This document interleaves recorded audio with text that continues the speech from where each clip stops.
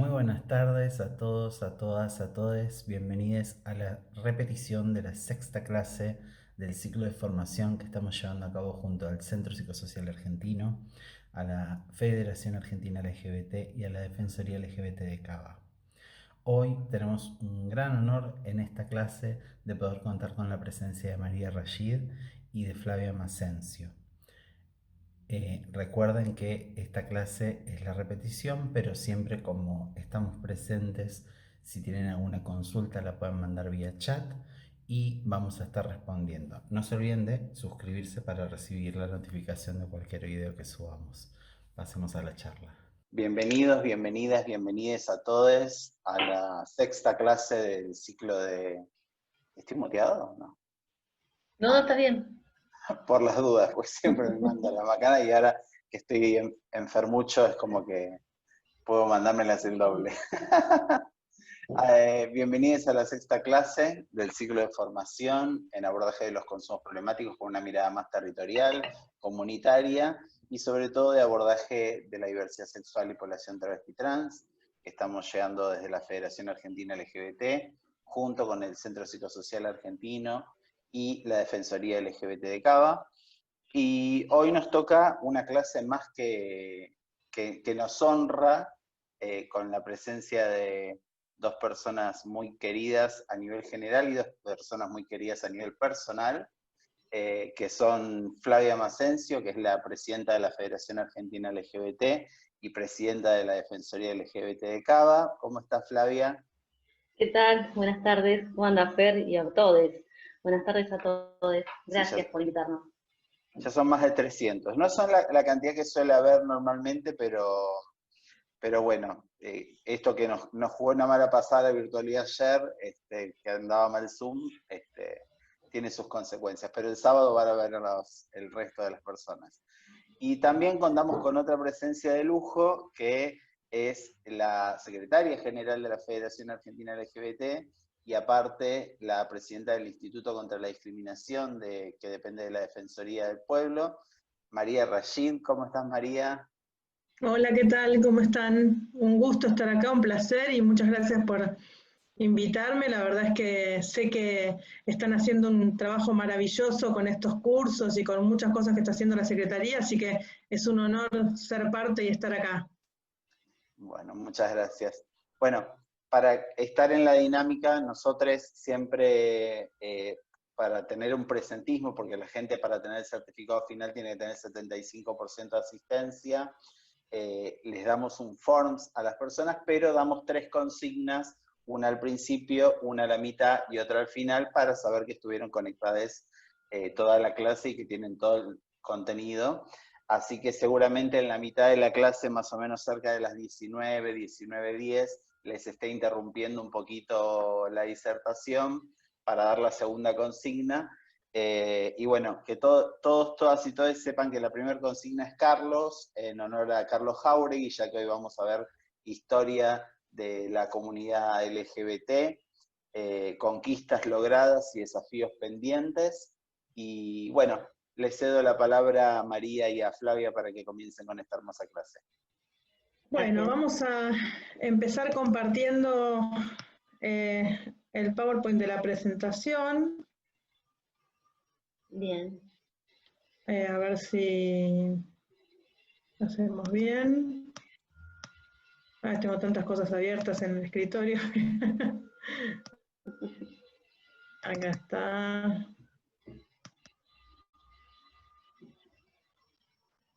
Perfecto. Ahí está. Muy bien.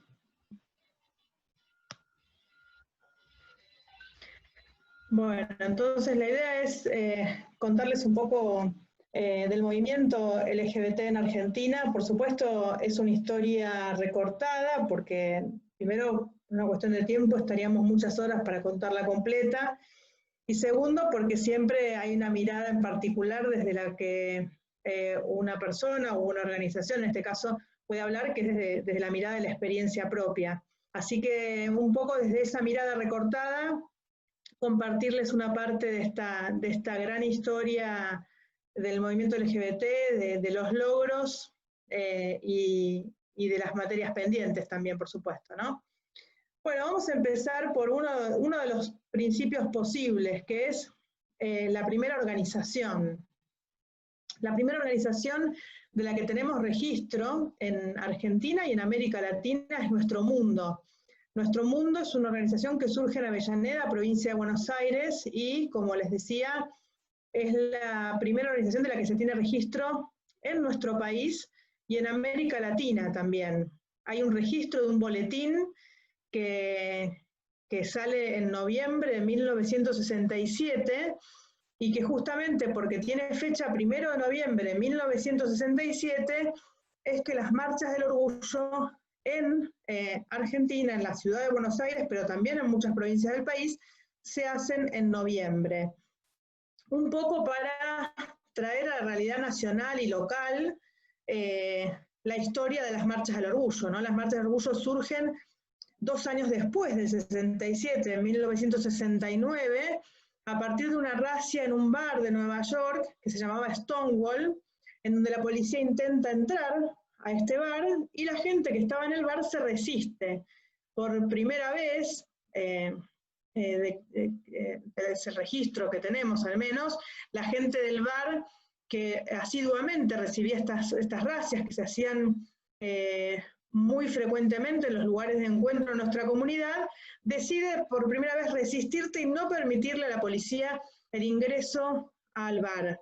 La gente, los vecinos, las vecinas, participan, colaboran con esta resistencia, va llegando gente de distintos lugares, la resistencia dura varios días, y finalmente la policía se retira y renuncia a hacer esta razzia.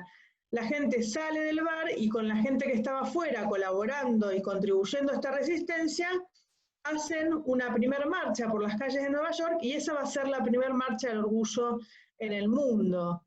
A partir de ahí es que surgen las marchas del orgullo. Bueno, 2 años antes de eso, en 1967, en noviembre, Nuestro Mundo ya estaba repartiendo un boletín sobre diversidad sexual. Nuestro Mundo va a ser además la organización que va a fundar el Frente de Liberación Homosexual, un frente que va a estar compuesto de varias organizaciones. Nuestro Mundo era una, pero también estaba la organización Eros, más de corte académica, la organización SAFO, de mujeres, y otras organizaciones más, que van a estar compuestas además por militantes de izquierda comunista, de izquierda marxista, de izquierda peronista, de izquierda trotskista. Distintos militantes de distintos movimientos de izquierda van a ser quienes conforman estas diferentes organizaciones. Por eso la mayoría de las fotos que se tienen del Frente de Liberación Homosexual van a ser en actos o actividades peronistas o de algunas organizaciones de izquierda. Esas organizaciones y esos militantes van a pasar en principio a la clandestinidad cuando llega la dictadura militar, y algunos van a ser exiliados o desaparecidos por la dictadura militar. Por eso dejan de existir estas organizaciones en los últimos años de la dictadura, y recién aparecen nuevamente nuevas organizaciones en la democracia a partir de 1983. Y acá yo pongo como ejemplo 2 espacios que surgen a partir de la democracia. Uno es Lugar de Mujer, que es un lugar que surgió del movimiento de mujeres, el movimiento feminista, pero va a ser un espacio donde se van a nuclear y se van a reunir muchas mujeres lesbianas que después van a dar lugar a toda una corriente dentro de la diversidad que tiene que ver más ligada al feminismo y al movimiento de mujeres. Y por otro lado, poquito tiempo después, en abril de 1984, va a surgir la CHA, la Comunidad Homosexual Argentina, que va a ser la primera organización, de las primeras organizaciones que surgen en democracia, de la diversidad sexual, y también a partir, no casualmente, también a partir de una razzia en una disco, en este caso fue la disco Contramano, que todavía existe, si no me equivoco. Yo tengo miedo de en cualquier momento decir todavía existe y estar desactualizada. María, te interrumpo, fue víctima del macrismo. Contramano. ¿En serio? ¿Antes de la pandemia cerró? Sí, en el mediados del macrismo cerró. Ah, mira, bueno, mira, yo tengo poca noche y tenía miedo que pasara esto, ¿ves? De decir todavía existe y que alguien me diga, no, ya no. Bueno, sucedió. Entonces, en este bar Contramano, era una disco mayoritariamente gay, también sucede esto de las racias, que era algo frecuente en los espacios de nuestra comunidad. La policía entraba, maltrataba, golpeaba, detenía a muchas de las personas que estaban en estos lugares, y después de una de estas racias, la gente que estaba en el lugar decide organizarse para darle una respuesta a estas racias, y así es que se crea la comunidad homosexual argentina.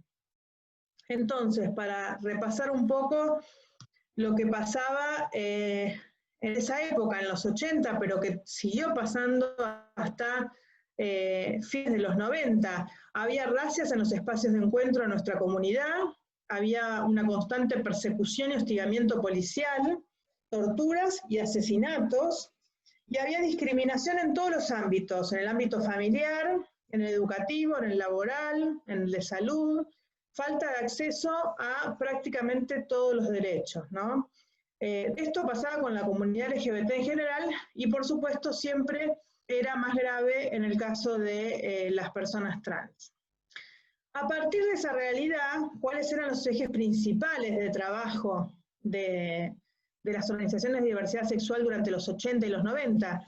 Los escraches en las comisarías, los reclamos ante el Ministerio del Interior. Recordemos que el Ministerio del Interior era el responsable de la Policía Federal en ese momento, y la lucha contra las herramientas que tenía esa policía para coimearnos, perseguirnos, hostigarnos, detenernos, humillarnos, golpearnos, etcétera, que eran los edictos policiales, los códigos de faltas y la ley de averiguación de antecedentes. En ese contexto y en ese marco, decide pelear por un derecho en particular. Acá yo les voy a ir contando cómo es de algunos hitos en el reconocimiento de algunos derechos en particular. ¿Se escucha bien? Bárbaro. Bueno, uno de esos derechos fue la personería jurídica de la CHA. La comunidad homosexual argentina se presenta en el 89 a reclamar el reconocimiento de su personería jurídica como asociación civil sin fines de lucro. El Código Civil tiene como requisito para ser reconocida como una asociación civil sin fines de lucro que la organización debe tener un objetivo de bien común para sus asociados. Explico esto porque es importante saber que este objetivo de bien común, y para la sociedad en general también, digamos, pero este objetivo de bien común no es tan estricto en el sentido de que tiene que ser un objetivo sumamente y altamente altruista. Hay organizaciones de personas, asociaciones civiles de personas que coleccionan moneda antigua, o que coleccionan figuritas con brillantina de alguna época en particular. O sea, ese objetivo de bien común no es un objetivo sumamente altruista, es un objetivo de bien común entre los asociados y que de alguna manera ofrezca algún bien para la sociedad, que sume algo. Bueno, ¿qué iba a decir la Inspección General de Justicia? Que de ninguna manera que se reúnan un grupo de homosexuales puede generarle un bien a la sociedad, sino todo lo contrario. Y entonces le va a rechazar, por la falta de este requisito, la personería jurídica a la CHA. La CHA va a ir a la justicia, por supuesto, en la primera instancia, segunda instancia, van a ir apelando, y van a llegar a la Corte Suprema de Justicia de la Nación, en donde también, por votos mayoritarios, la Corte le niega el reconocimiento de la personería jurídica a la CHA, básicamente con el mismo argumento, que no estaba presente el requisito de bien común para poderles reconocer la personería jurídica como asociación civil sin fines de lucro. Ante esto, la comunidad homosexual argentina se va a conectar con organizaciones de distintos lugares del mundo, y entonces cada vez que en aquel entonces presidente de la Nación viajaba a algún país para desarrollar alguna actividad, aparecía algún grupo de personas o alguna organización de diversidad local que iba a reclamar la personería jurídica de la comunidad homosexual argentina. Esto sucedió en varias ocasiones. La última fue en una universidad en Estados Unidos, y cuando vuelve el presidente de la Nación en aquel momento, inmediatamente después de ese viaje y producto de una escena que había tenido en una universidad a partir de una charla que él daba sobre derechos humanos, inmediatamente entonces saca por decreto el reconocimiento de la personería jurídica de la CHA. Siempre digo, quienes me hayan escuchado contar esto, ya lo saben, siempre digo que en aquel entonces presidente de la Nación gobernó por decreto, hubo muchísimos decretos durante su gobierno, y bueno, había uno que era este que era bueno, de los demás no mucho, pero había uno que sí, y podemos decir que era este.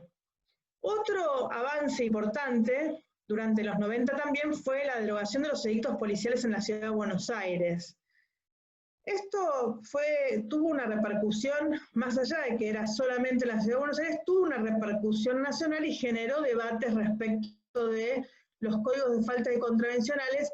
En aquel entonces, 16 provincias del país tenían y criminalizaban, los códigos de falta de contravencionales están en todas las provincias, pero en 16 provincias había artículos que criminalizaban la homosexualidad y el travestismo, a veces en esos términos, ¿no? Utilizando esas palabras. Y en otras oportunidades, de otras maneras, como por ejemplo en la ciudad de Buenos Aires existía el inciso F, que penaba a las personas por exhibirse vestidos o disfrazados con ropas del sexo contrario, decían los edictos policiales de la ciudad de Buenos Aires.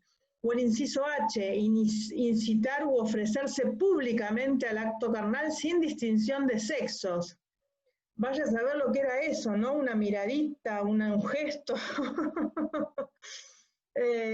O el inciso I, encontrarse un sujeto conocido como pervertido. Por supuesto, en esa época se consideraba a las personas LGBT como pervertidas, ya de por sí, no había mucha interpretación que darle al artículo.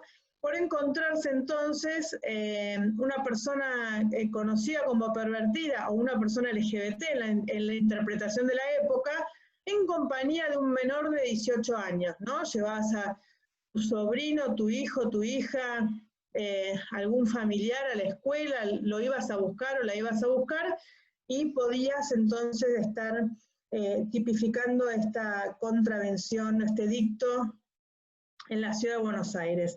En otras provincias del país había artículos parecidos, algunos expresamente con la palabra homosexual o expresamente con la palabra travesti, que penalizaban distintas conductas con pena de cárcel, de arresto concreto o de multas, etc.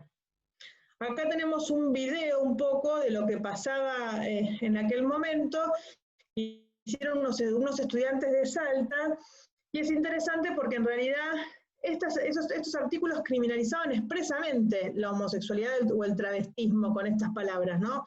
Pero también había, y sigue habiendo en algunas provincias, algunos artículos que a través de figuras abiertas, como por ejemplo atentado al pudor, o una falta a las buenas costumbres, o el honor, o palabras así, tiene estas figuras que son de libre interpretación del policía o el juez que te toque en el momento, que son utilizadas también para perseguir a nuestra comunidad en muchas provincias del país. Entonces, unos estudiantes de Salta van a hablar de esto, ¿no? De estas contravenciones y estas faltas que hay todavía en algunas provincias. A ver si se escucha.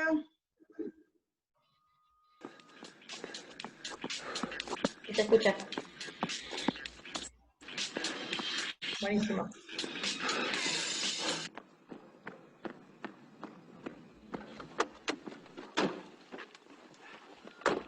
Caballero, Buenas tardes.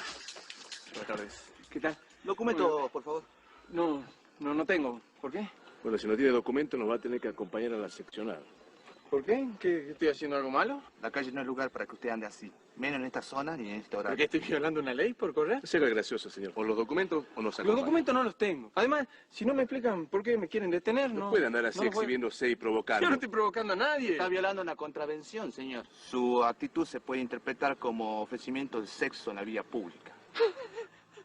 Me están cargando, ¿no? En ningún momento le faltamos el Sí, respeto. perdón. No pero... lo obligue a usar la fuerza. No, Escúcheme, no, no, la ¿qué voy a- haces? Soltame. ¿Qué haces? Pero dejame. No. Ah, cortate como hombre, carajo.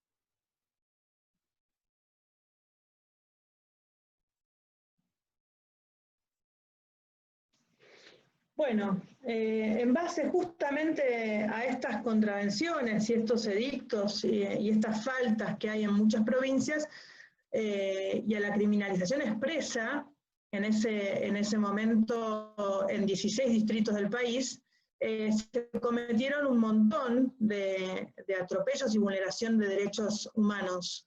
Este fue uno de esos casos emblemáticos, el de Vanessa Ledesma.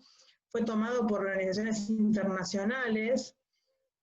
Vanessa fue encontrada muerta en una comisaría.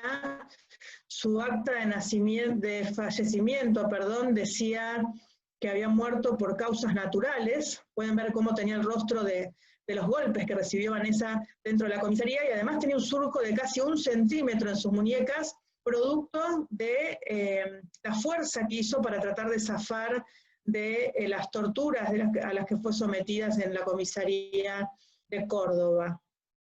Este caso, como les decía, fue tomado por Amnistía Internacional y otras organizaciones internacionales, y fue uno de los emblemas. Pero hubo muchos otros casos, como el de Vanessa en aquel momento, en muchos lugares del país. De hecho, una activista de la Ciudad de Buenos Aires, Nadia Chazú, hizo una cámara oculta a una comisaría de Palermo, en donde pudo mostrar que había picanas eléctricas, chalecos de fuerza y otros elementos de tortura que eran aplicados a las personas trans a partir de un acuerdo que había entre la comisaría y una organización de vecinos del barrio que se llamaba Vecinos Sensibles de Palermo, que no querían que las personas trans circularan por el barrio de Palermo. Circularan significaba no solamente ejercer el trabajo sexual, sino ir a comprar el pan, ir a la casa de un amigo o una amiga, ir a una reunión de militancia, por cualquier motivo que ellas salieran de sus casas o circularan por el barrio, eran detenidas y torturadas en la comisaría y amenazadas con que iba a volver a pasarles si volvían a pasar por el barrio de Palermo, ¿no? Esto era moneda corriente alrededor de los 90, fines de los 90 incluso, en la comisaría de Palermo en la Ciudad de Buenos Aires. Otro de los avances emblemáticos en materia de derechos, más allá de la derogación de algunos de estos artículos que eran utilizados por las fuerzas de seguridad, fue la aprobación de la Constitución de la Ciudad de Buenos Aires, porque va a ser la primera herramienta jurídica en el país que va a mencionar a la orientación sexual como pretexto discriminatorio. La ley antidiscriminatoria, que es de 1988, no incluye a la orientación sexual, la identidad de género o su expresión como pretexto discriminatorio. Por lo tanto, durante muchos años muchos jueces no lo consideraban un pretexto discriminatorio, ningún tema de diversidad sexual. Es una persona, si denunciaba que era echada de una escuela, un docente, una docente, por ser gay, por ser lesbiana, no le aplicaban la ley antidiscriminatoria porque no era parte de los pretextos discriminatorios. La Constitución de la Ciudad de Buenos Aires por primera vez va a mencionar la orientación sexual como pretexto, no va a estar en este artículo que habla del derecho a ser diferente y de la igualdad ante la ley, no va a estar ni identidad de género ni su expresión, porque los legisladores en aquella época nos decían, en las reuniones que manteníamos luego de acampes en la puerta de la Convención Constituyente de la ciudad, nos decían que el artículo se estaba haciendo demasiado largo, que había demasiados pretextos, que había que recortarlo, y que entonces orientación sexual englobaba todo. Cosa que por supuesto sabemos que no es así, pero en ese momento ese era el argumento por el cual solamente quedó orientación sexual en la Constitución de la Ciudad de Buenos Aires. Como saben, en el 2001 tuvimos una fuerte crisis institucional, política, económica en Argentina. Acá siempre muestro algunas fotos para recordar un poco el clima de la época. Y en ese contexto en donde se debilitaban las instituciones de las que provenía la mayor parte de la discriminación, que eran justamente las instituciones del Estado y las fuerzas de seguridad, estaban debilitadas. En ese contexto de debilitamiento de las instituciones y de fortaleza de los movimientos sociales, acuérdense que estaban muy fuertes los movimientos piqueteros, los movimientos asamblearios, las organizaciones sociales que participaban de estos procesos de movimientos sociales más amplios y más grandes, eso estaba fortalecido, y en ese contexto de fortaleza, muy oportunamente, la Comunidad Homosexual Argentina va a presentar en el 2002 el proyecto de unión civil en la Ciudad de Buenos Aires. Este proyecto de unión civil es un proyecto muy corto, la ley tiene una carilla nada más, no reconoce derechos familiares porque la ciudad no podía legislar en materia de derechos de familia, ni de pensiones, ni de obras sociales, todo eso eran temas delegados a la nación. Por lo tanto, solamente va a decir esta ley que en el ámbito de la Ciudad de Buenos Aires, las parejas del mismo sexo deben ser tratadas de manera similar a los cónyuges. Así nomás, similar a los cónyuges. Esto que parece tan chiquito y diría que casi humillante, porque a la luz del día de hoy, con tantos derechos adquiridos, que te digan que en el ámbito de la Ciudad de Buenos Aires podés ser tratada de manera similar a los cónyuges es realmente humillante. Pero en ese momento fue una gran conquista el movimiento LGBT. Fue una gran conquista porque era la primera vez que no solamente en la Ciudad de Buenos Aires, no solamente en Argentina, sino por la primera vez que en América Latina había algún tipo de reconocimiento jurídico para nuestras familias. Así, con estas características, con la palabra similar, por supuesto la CHA había presentado un proyecto que decía otra cosa, no decía similar, pero aún con estas modificaciones y con esta ley que hoy es casi humillante, pero que en aquel momento fue un gran logro, se aprobó en diciembre del 2002 la ley de unión civil en la Ciudad de Buenos Aires. Entramos un día a las 3 de la tarde, salimos a las 7 de la mañana del día siguiente, y si bien se aprobó 28-10, por un amplio margen de votos, la verdad es que fue muy difícil su aprobación porque 28 votos afirmativos no logran el quórum de la sesión. O sea que teníamos que garantizar que esas 10 personas que votaron en contra se quedaran en la sesión a votar en contra para poder mantener el quórum. La fulana iba acompañando a las legisladoras hasta el baño para garantizar que vuelvan a la sesión y no se vayan del recinto. Les compañeros de la CHA y de otras organizaciones iban acompañando a los legisladores que iban hasta el baño y volvían para garantizar también y convencerlos de que vuelvan al recinto y no se vayan. Cualquiera que salía de esa sesión era acompañado por algún compañero o compañera para convencerlo de que vuelva al recinto y no abandone la sesión y nos deje sin quórum. Con ese trabajo, con ese esfuerzo, la ley de unión civil fue la última en votarse, a pesar de que pedimos varias veces de que cambien el orden para que sea votada antes, tuvimos que quedarnos ahí a escuchar la votación de muchos ciudadanos ilustres y un montón de cosas, y por último se votó la ley de unión civil con una presión enorme. Estaba por supuesto muy presente la Iglesia Católica, había estudiantes de escuelas católicas presentes en la sesión para manifestarse en contra. La Iglesia Católica había organizado un congreso interdisciplinario que había sacado un libro en contra, desde todos los puntos de vista, en contra de las uniones civiles. Y bueno, estaba la prensa internacional también presente en la sesión, y bueno, finalmente a las 7 de la mañana se termina votando la unión civil en la ciudad. Después se vota en otros lugares. Esta ley de unión civil se aprueba en la provincia de Río Negro y en algunas ciudades de Córdoba, Villa Carlos Paz, Río Cuarto, con estas características, ¿no? Una ley muy recortada, muy sencilla, y en el caso de la provincia de Río Negro, por suerte, por unanimidad. Después, en el 2003, viene el gobierno de Néstor Kirchner.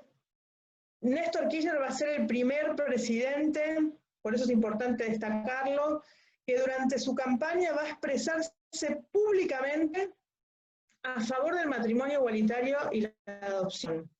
De todas formas, era un presidente, un candidato a presidente en campaña muy debilitado, tenía muy poca intención de voto, muy pocas posibilidades. En aquel momento, recuerden que incluso la votación la ganó el otro candidato, y después en el balotaje termina abandonando la votación y queda entonces Néstor Kirchner como presidente. Fue un presidente que entró con muy poca fuerza electoral, pero que fue adquiriendo su fuerza a partir de su articulación con organizaciones y movimientos sociales, ¿no?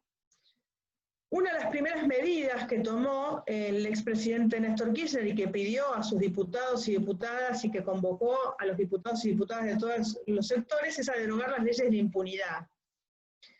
Y es importante también esto como hito dentro del movimiento LGBT porque a partir de esto muchos militantes empezamos a notar que cambiaba el paradigma de los derechos humanos en Argentina, y esto era una señal que indicaba que iba a haber cambios en materia de derechos humanos. Lo que nos preguntábamos en aquel entonces, de todas formas, es si esos cambios en materia de derechos humanos iban a incluir a la diversidad sexual. Y acá la respuesta. En 2004, ese gobierno, el gobierno de Néstor Kirchner, nos convoca a las organizaciones de diversidad sexual y también a las de afrodescendientes y a las organizaciones de personas migrantes y la de pueblos indígenas, a distintas reuniones que se hicieron en distintas provincias del país para desarrollar el Plan Nacional contra la Discriminación. Este Plan Nacional contra la Discriminación iba a incluir un capítulo específico sobre diversidad sexual. Vamos a estas reuniones, elaboramos nuestro diagnóstico, hacemos nuestras propuestas de políticas públicas, pensando sinceramente en un principio que iban a quedar en el cajón de algún funcionario de los que estaba ahí tomando nota de todo lo que decíamos. Finalmente nos convocan para leer el borrador de este plan, para ver si le faltaba algo, queríamos hacer alguna modificación, y por supuesto que fuimos a leerlo buscando qué es lo que habían borrado de todo lo que habíamos dicho. Y la verdad es que ahí estaba todo.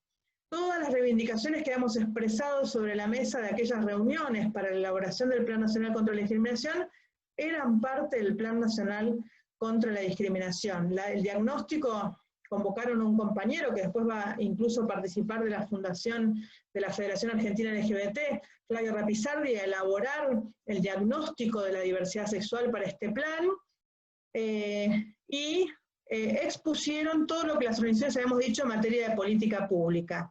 Después este plan sale, además, como decreto del expresidente Néstor Kirchner. Esto quiere decir que por primera vez no solamente había una política pública que nos incluía como diversidad, sino que además todo lo que habíamos expresado como reivindicaciones de nuestro movimiento se convertía en una indicación para todos los funcionarios de gobierno, y no solo una indicación elaborada por las organizaciones, sino una indicación del presidente de la Nación para sus propios funcionarios a través de un decreto.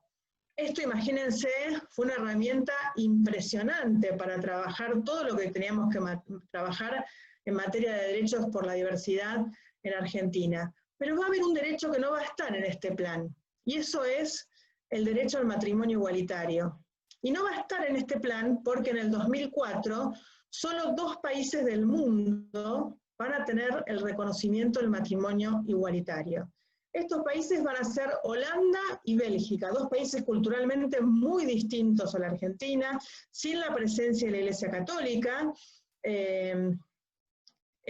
países culturalmente diferentes. Por lo tanto, para las organizaciones en Argentina el matrimonio igualitario era una utopía, no había ningún proyecto de matrimonio igualitario presentado en el Congreso, no había ninguna organización que levantara la bandera del matrimonio igualitario. Sí había otras propuestas. Había una propuesta de partenariato, una ley que había salido en Francia, que reconocía algunos derechos para las parejas de familias de parejas del mismo sexo. Había una propuesta de unión civil, pero no, ninguna organización proponía el matrimonio igualitario porque era casi una utopía para nuestro país y para el mundo todavía, ¿no? Pero en el 2005, el tercer país del mundo aprueba el matrimonio igualitario, y este país va a ser España. España, la madre patria, un país parecido a la Argentina, culturalmente parecido a la Argentina, y además con una fuerte presencia de la Iglesia Católica. La Iglesia va a convocar incluso una manifestación en contra del matrimonio igualitario que va a nuclear a 1,5 millones de personas en contra del matrimonio igualitario en España, y aún así se aprueba el matrimonio igualitario en España. Y ahí las organizaciones de diversidad en Argentina, algunas organizaciones, empezamos a pensar que era posible entonces el matrimonio igualitario en nuestro país. De hecho, el primer folleto que sale sobre el tema tiene la tapa del diario El País de España y una consigna que decía: nosotros también podemos lograrlo, matrimonio igualitario en Argentina, ¿no? Así de directa fue la relación con lo que había pasado en España.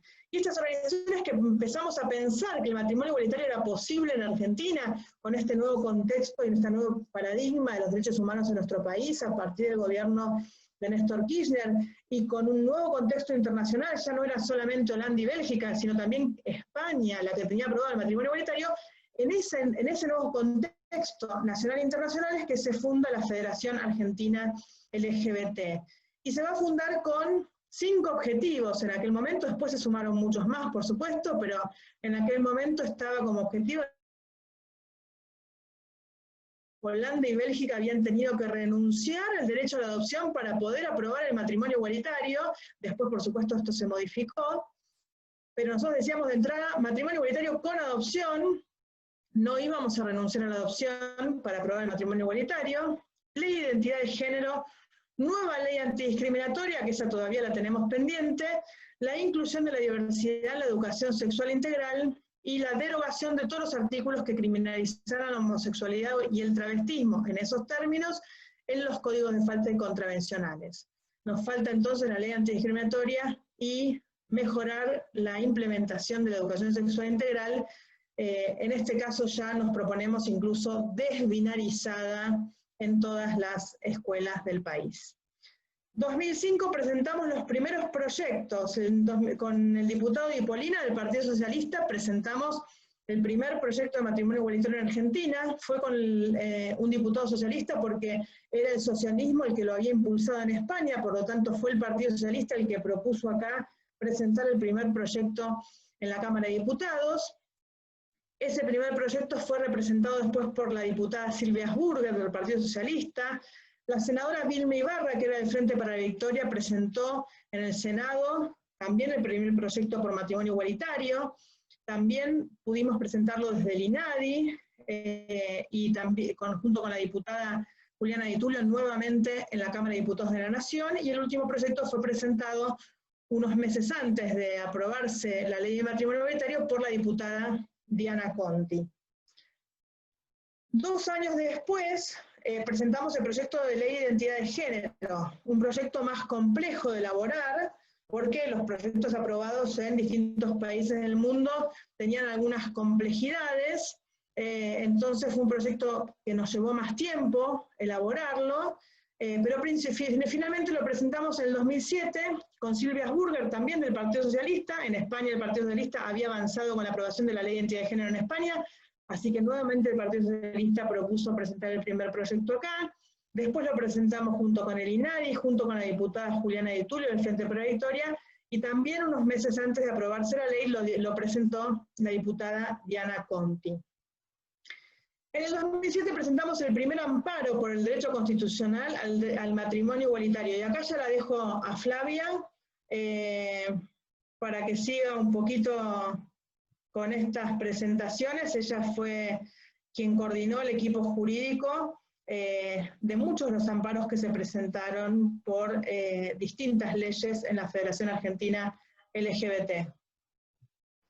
¿Y vos pasás el power, Macu? O te lo paso a vos. ¿Querés? Sí, compartí vos Dale. Perdón, abro el micrófono Y él para tira decir la otra que están dos consigna. como coanfitrionas, o sea que lo pueden pasar las dos, pero aprovecho para decir la segunda consigna y repetir la primera. La primera era Carlos por Carlos Jauregui, y la segunda Claudia por nuestra querida gorda Claudia Piao Draco. Así que, bueno, las dejo que sigan con la exposición. Yo tengo, María, tengo de todo esto.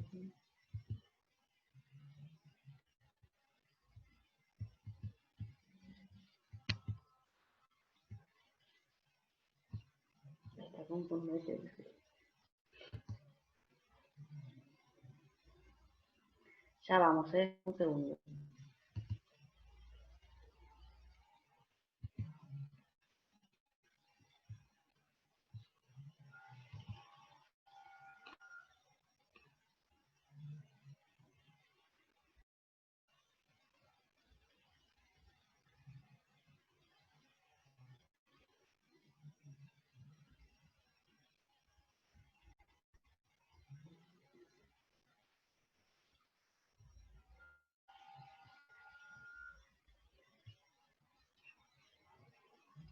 ¿Podés, Fla? ¿Querés que yo siga? Si no...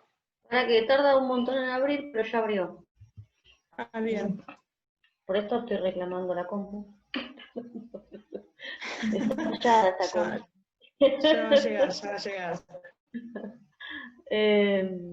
No, Si perdonen, no, sigo, un puedo segundo. interrumpir un minuto, pero puedo seguir. Sí. Nada, quedamos ahí en los amparos de matrimonio igualitario. Pero no se ve nada, ¿eh? Sí, está abriendo. Tengan paciencia. Ah, ok. No, este no es, ¿eh? Los otros. Yo te lo abro. Bueno, sí, abrímelo vos. Deja de compartir, deja de compartir que yo comparto. No, ¿ves que ahí abrió? Ah, es otro, ahí está. Perfecto. ¿Cómo soy yo? Vos soy yo. María contaba de los amparos de matrimonio igualitario, de esa campaña. La verdad que yo también me acuerdo de esa estrategia jurídica, pero también tiene que ver mucho con mis inicios y mi acercamiento y las primeras veces que pude conocer a la Federación Argentina LGBT. Yo siempre digo que como activista soy hija también de la FEDE. Me acerqué en esos momentos, buscábamos y buscaban activistas y buscaban promocionar y hablar y buscar abogados que empiecen esta estrategia, que se animen a hablar de matrimonio igualitario. Yo no sé si algunos de ustedes saben que era muy difícil hablar de matrimonio igualitario en las facultades también, en las universidades. Había muy pocos espacios. yo cursé los 5 años que cursé en la Facultad de Derecho, la única vez que hubo una actividad que pude participar, o que al menos yo me enteré, fue cuando fue María con Beatriz Jimeno a hablar a la Facultad de Derecho en aquel entonces, justamente de plantear en principio una estrategia que tenía que ver con que el Código Civil, el viejo, no porque este ya viene ayornado con el matrimonio igualitario, el Código Civil viejo no decía en ningún lado que tenían que casarse un hombre con una mujer. Y esas eran las estrategias jurídicas, hablar de la interpretación integral y progresiva, y hablar de la Constitución Nacional, y hablar de los tratados internacionales de derechos humanos para entender el principio de igualdad y que podíamos acceder a ese derecho. Y otra de las estrategias también era, bueno, si se entendía que el Código Civil sí o sí permitía, sí o sí establecía que hombre y mujer se casaran, plantear su inconstitucionalidad. Esas fueron las estrategias de los primeros amparos, pero también lo que pasaba mucho, se presenta en el 2007 el primero, de la mano de activistas. ¿Pero por qué también tenían que poner el cuerpo activistas? Porque buscábamos parejas y era exponerlas ¿a qué? Porque la verdad era que te iban a decir que no, ir al registro civil y era ir por la negativa, y exponerse a la vida pública, porque cada amparo, cada acción colectiva, cada acción en la que llevabas una pareja al registro civil y a tribunales a querer casarse, tenía mucho impacto mediático, y eso también implicaba que el costo de ser una persona pública, ¿para qué? Porque capaz que no te casabas, pero podías perder tu laburo, tu papá se enteraba y no te hablaba nunca más, muchas veces nos pasaba eso, sobre todo en familias que tenían hijos o hijas, también nos decían, no puedo, la verdad que no, que entiendo, que sé que es mi derecho, pero yo no puedo ser parte de una acción jurídica que puede implicar que mi ex me saque la tenencia, por ejemplo. Y estos planteos también sucedían. Hoy se plantean como un miedo, y cada vez que nos hablan y nos consultan decimos que no, que es imposible que nos quiten la tenencia de nuestros hijos o nuestras hijas por ser lesbianas o por ser gays. Sin embargo, estas realidades existieron, y hubo muchos planteos en la justicia cuestionando hasta esa idoneidad nuestra por ser personas de LGBT. El primer amparo lo presentamos con quienes le pusieron el cuerpo fueron María y Claudia, activistas, por supuesto, de la Fulana. La Fulana siempre pionera en este sentido, también fue la primera organización que presentó el proyecto de ley como la sociedad civil de matrimonio igualitario. Luego María tiene todo ordenado cronológicamente, porque es la historia del movimiento, recuerdan que habíamos hablado del Plan Nacional contra la Discriminación. En ese contexto, ese diagnóstico que se establece, esas propuestas que se logran plasmar en un decreto del expresidente Néstor Kirchner, que se logran transformar como una herramienta política para trabajar y como activistas en diversidad, logramos tener dentro del INADI también el primer Programa Nacional de Diversidad Sexual. Es el primer lugar desde el Estado, desde una política de Estado, donde se trabaja políticas públicas hacia la diversidad sexual. En 2007 la primera funcionaria fue María Rashid, la titular de ese programa. En 2007 también en el gobierno de Cristina Kirchner. En el 2008 la obra social, se extiende la seguridad social, el derecho a concubinas y concubinos. La ley, no sé, esto parece paradójico, pero viste que cuando el concubinato significa vivir en aparente matrimonio, la convivencia en aparente matrimonio. Entonces, ustedes saben que el derecho de los concubinos o la concubina a la pensión por viudez de su pareja cuando no están casadas, es demostrar que durante los últimos 5 años viviste en aparente matrimonio, viviste en concubinato. Ahora, ¿qué nos pasaba a nosotras, a nosotres? A las parejas de la diversidad? Como no podíamos casarnos, es imposible que aparenten o que vivan en un aparente matrimonio, si está prohibido el matrimonio para ustedes. Esto nos pasaba no solamente en lo administrativo, teníamos estas resoluciones de que decían que no podíamos vivir en aparente matrimonio porque no podíamos casarnos, y también nos pasaba en la justicia. Hubo fallos que llegaron hasta la Corte de la Provincia de Buenos Aires que no se resolvían, que no nos daban la razón y no nos daban el trato igualitario. En el 2008, quien estaba a cargo de ANSES en ese momento, Amado Udú, sacó una resolución y estableció que sí, que podíamos y que teníamos el mismo derecho que las parejas de distinto sexo a acceder a esta pensión por viudez. Se extiende este derecho y es como uno de los grandes antecedentes también a tener en cuenta en un tratamiento igualitario a nuestras parejas, antes de matrimonio igualitario. En 2008 se presenta el segundo y tercer amparo por el derecho constitucional al matrimonio igualitario. Hay unas parejas que son más conocidas, de Vanelli y Larrese, no sé si se acuerdan, es un actor y un representante de artistas. Esto hace que también la cultura se apropie también de esta campaña y se transformen todos en activistas. La verdad que era muy lindo ver eso, el acompañamiento de distintos ámbitos de la sociedad a estos procesos de matrimonio igualitario. Todos tomaban las consignas y todos salían a pelearlas. Siempre decimos que como estrategia, hablábamos de estrategia jurídica, pero cada vez que terminamos hablando de matrimonios, de las parejas y de los amparos que llevamos a la justicia, entendemos que son batallas de comunicación, que son campañas de comunicación, entendiendo que hay que darle vida, que hay que darle familias, que hay que darle cara a los derechos para hacer empatía, para buscar aliados y para seguir transformando.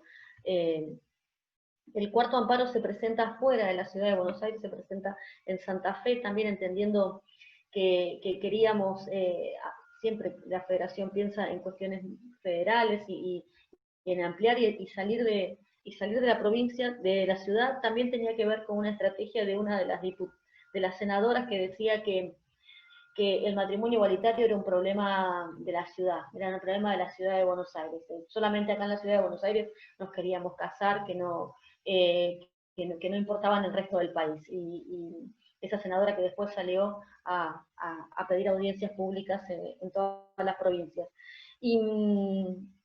Y después, cuando presentamos el amparo en Santa Fe, dijo que ya no era un problema de la ciudad de Buenos Aires, era un problema de los puertos.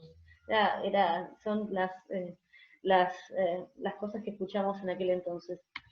La campaña de comunicación tenía que ver, esta es una frase: el mismo amor, los mismos derechos con los mismos nombres.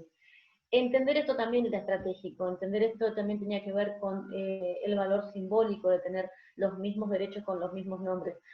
Recuerdan que en el 2001, la ciudad de Buenos Aires, 2002, perdón, tuvo unión civil con todos los que nos había costado, y que les contó María que lo único que establecía en esa carilla era que íbamos a tener un trato similar al de los cónyuges. Y que nos tuvieran, y esa unión civil, cuando fuimos por matrimonio igualitario, quedaba como una, barajándose y proponiéndose incluso hasta por otras organizaciones como una alternativa al matrimonio igualitario.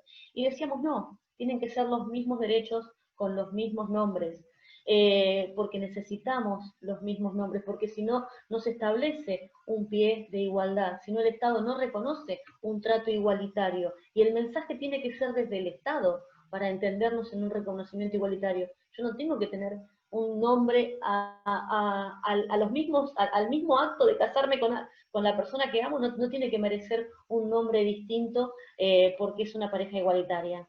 Necesitábamos tener los mismos derechos con los mismos nombres.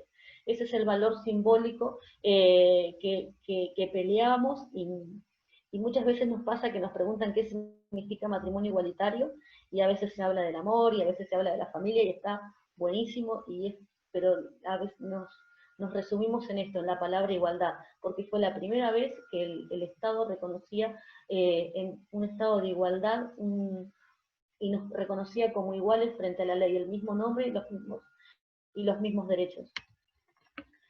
las campañas son, esto que les contaba, que una de las parejas se acercaron y eran representantes de artistas, y eso nos abrió también un enlace desde la federación hacia la cultura, hacia artistas, hacia músicos, hacia un montón de figuras públicas que se pusieron también al hombro de la campaña y que mandaron todas estas fotos, spots, videos, y que participaban incluso de muchísimas de las actividades que hacíamos.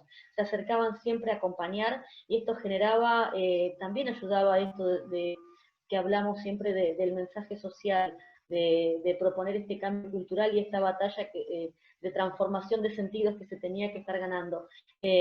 Porque desde las batallas jurídicas las ganábamos, la verdad que empezábamos a ganar los primeros amparos, y el trato igualitario y la Constitución nos avalaban, pero también hacía falta dar un debate social más importante, y para eso fue súper necesario contar con todos los ámbitos de la sociedad que se fueron sumando. Había campañas de la cultura y el matrimonio igualitario, la sociedad y el matrimonio, la ciencia y el matrimonio igualitario, la academia y el matrimonio igualitario, los sindicatos y el matrimonio igualitario.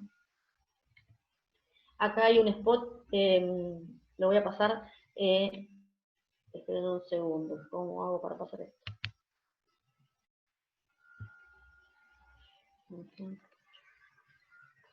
Voy a pasar unos videitos. No, haces clic con la... No, tenés que abrirlo como lo tenías antes, tenés que hacer clic sobre el video. Pero lo hice y no me salió. Lo paso acá. Quiero contarles compartir sonido.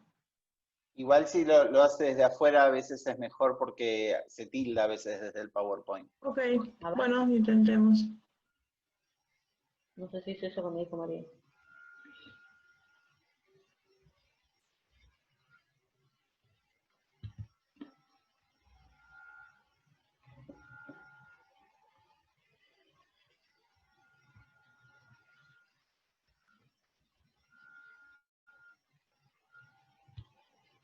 Tarda en abrir.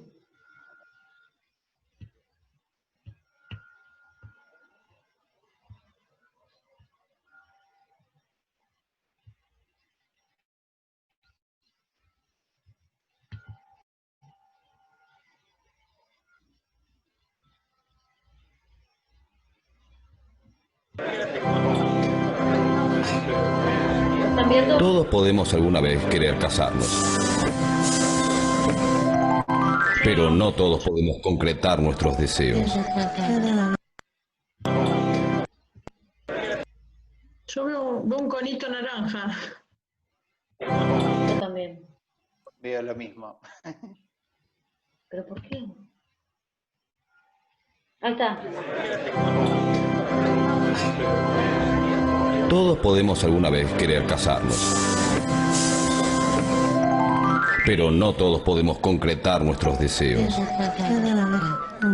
Tenemos los mismos derechos, pero no tenemos la misma facilidad para hacerlos valer.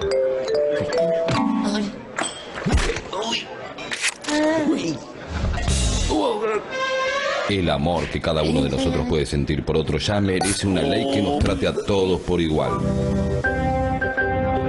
Para que todos los que quieran formalizar su amor puedan lograrlo. Ley de matrimonio entre personas de un mismo sexo. El mismo amor, los mismos derechos.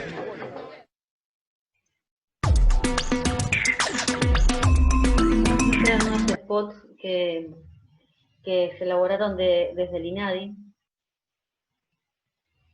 Quería ver el de las fichas, pero no sé si salió. Este es otro. Atención, aquí podemos formar dos grupos, uno de personas y el otro de objetos.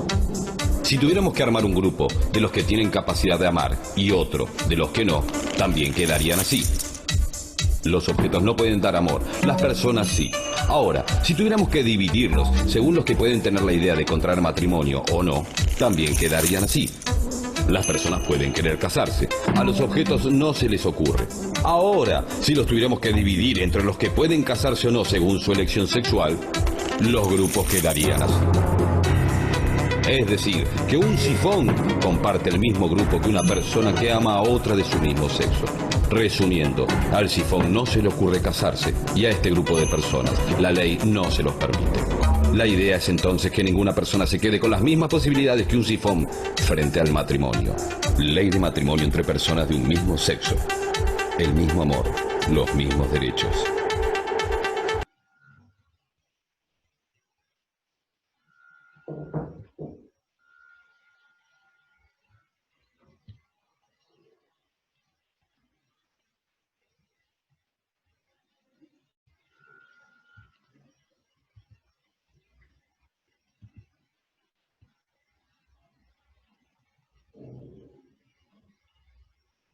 Esos eran los spots que hicimos desde el INADI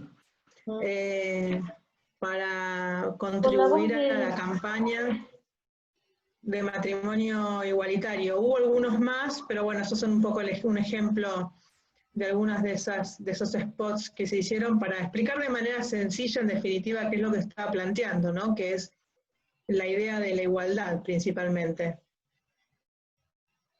Totalmente. Es Saborido, ¿no? La voz de Saborido, siempre me equivoco. Sí, Saborido, sí. Bien, bien. Esos son algunos de los spots, como decía María, que tenían que ver con la comunicación concreta desde el INADI.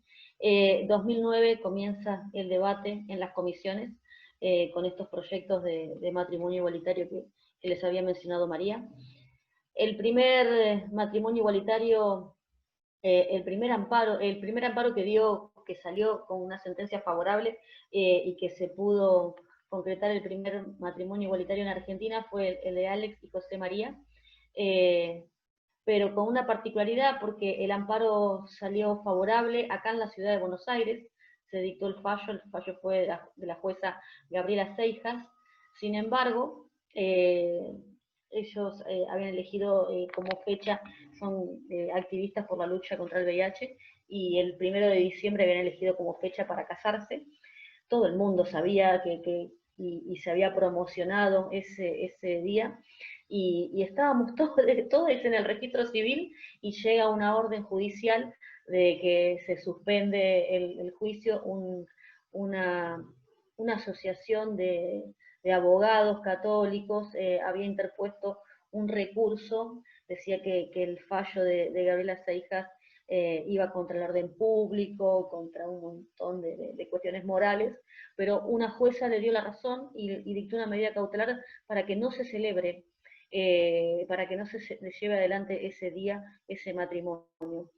Hay una batalla judicial ahí, hay una interpretación, porque eran dos juezas que tenían dos sentencias y cómo se dirimían. Y se le pide al gobierno de la Ciudad de Buenos Aires que dé una respuesta, y la funcionaria del registro civil consultó y no tuvo la venia para que se pueda, no asumió el compromiso de cumplir con la sentencia judicial que ordenaba el matrimonio acá en la Ciudad de Buenos Aires, y se tuvo que buscar otras aliadas, y se habló con distintos gobernadores, y una gobernadora, la gobernadora Fabiana Ríos de Tierra del Fuego, dice: vengan acá al sur a casarse, y se celebra fines del 2009, a fin de año, se celebra ese primer matrimonio igualitario en Argentina, en Latinoamérica también. La verdad que fue muy importante, había prensa de todo el mundo, y fue un gran avance. Ustedes acuérdense que había muy pocos países con matrimonio igualitario, y ninguno en América Latina. En el 2010, para el 2010 se habían logrado de estos amparos y de esta campaña muy masiva que iniciamos desde la Federación. Se presentaron un centenar de amparos en todo el país, y hubo 9 sentencias favorables. Una de ellas, ahí está la foto de Norma y Cachita, 9 sentencias favorables por matrimonio igualitario, 9 matrimonios que se lograron casar antes de tener ley, y llevar estas historias de vida, no solo a los tribunales, sino también a la sociedad toda, porque tenían muchísima prensa. Hubo unos que también no se realizaron a cabo, un matrimonio que se realizó en La Plata también, un matrimonio de mujeres fue el primero. Así que nada, una satisfacción enorme como como activista también haber sido parte de toda esta campaña y esta estrategia jurídica y de comunicación. El 4 de mayo del 2010, Diputados aprueba el dictamen de matrimonio igualitario, el primer dictamen, y era como casi imposible, porque me acuerdo que cuando iniciábamos esas campañas decíamos, bueno, ya está, que se debata en comisión ya era un logro, y seguíamos y salíamos recontentos. Que se logre la aprobación del dictamen ya era también una locura, y que vaya al recinto era otra batalla. Todo terminaba siendo una batalla y todos festejábamos como si ganáramos un mundial. Y el 4 de mayo se logra la aprobación en diputados, y todo el mundo después de diputados decía, bueno, senadores no va a ser. Y era muy difícil, pero era muy difícil, y si ustedes recuerdan esa noche, seguramente muchos de los que están escuchando la charla y estamos contando esta historia, se acordarán de la noche fría, prácticamente caía aguanieve, y a mitad del debate, a eso de las 2 de la mañana, no sabíamos todavía si había o no todos los votos. Por ahí tal vez María pueda contar esto de que algunos diputados se arrepentían o que no querían votar, y teníamos esos 5 votos que iban para un lado o para otro, pero se logra finalmente. Senadores, perdón, esos senadores, claro, que se arrepentían, que no querían, lo podemos contar, ¿no, María? No querían darle el triunfo al kirchnerismo, decían eso. Entonces, sí, había un grupo de senadores que decía que no había que dejarle esa bandera al kirchnerismo, por lo tanto había que votar alguna modificación, cualquier modificación, para que volviera a la Cámara de Diputados. Ahí dicen que fue la única ley que votó Néstor Kirchner, sí, que llegó a votar Néstor Kirchner. Este grupo de senadores decía que había que hacerle alguna modificación a la ley, ponerle unión civil, o votar unión civil para que vuelva a diputados, porque el dictamen de mayoría era de unión civil.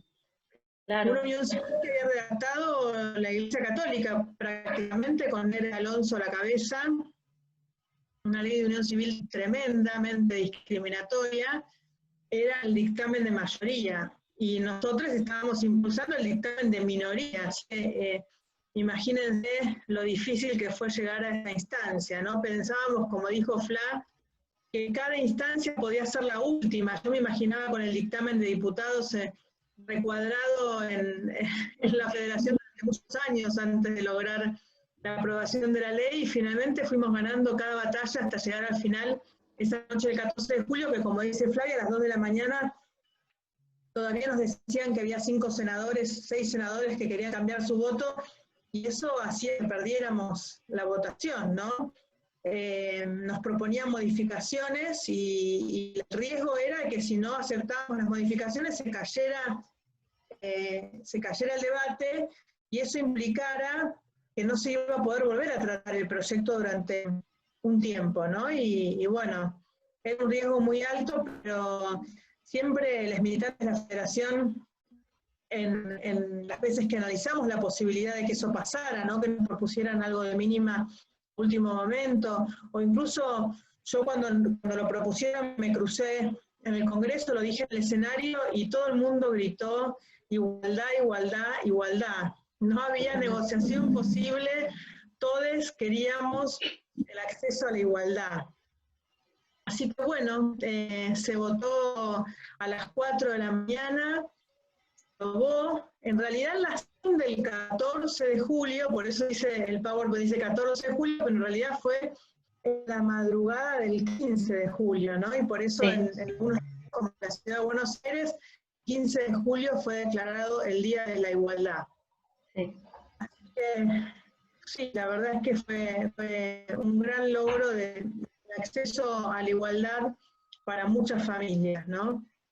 Y le quedó incluso matrimonio igualitario. Y acá, 2010, una foto el 21 de julio se promulgó el matrimonio igualitario, un acto en el Salón de las Mujeres, en la Casa Rosada.